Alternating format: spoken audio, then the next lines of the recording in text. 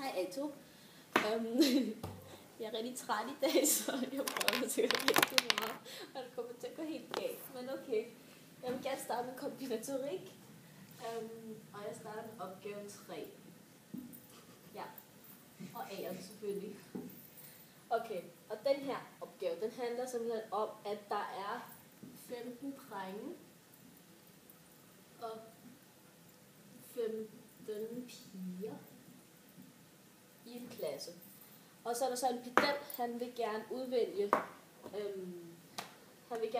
3 af eleverne fra klassen, bare generelt af eleverne, som skal hjælpe ham med noget arbejde. Og så jeg skal så finde ud af, jeg skal finde ud af, på hvor mange måder han kan udvælge 3 elever på af de her 15 drenge og 15 piger. Så det jeg vil gøre, det er simpelthen at bruge den her formel, der hedder K, N, R, er lig med N over R er lig med N fakultet divideret med R fakultet, parentes N minus R fakultet. Sådan. Og så er det bare om at sætte tallet på N og R's plads, ikke? Så det bliver til K og N i det her sammenhæng, det er så 30, fordi jeg siger 15 plus 15, det er alle eleverne, han gerne vil have 3 elever fra. Så det bliver så 30, og R i det her tilfælde er så 3, fordi jeg kan kun vælge 3 elever.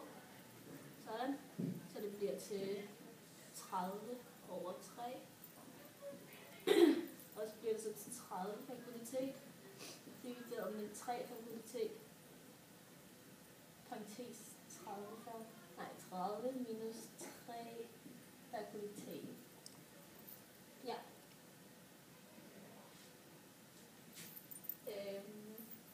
Så skal man så regne det her ud. Og det er så 460 måder, som han kan. På 460 måder kan han finde 3 elever fra af de her 30 elever i alt. Tak.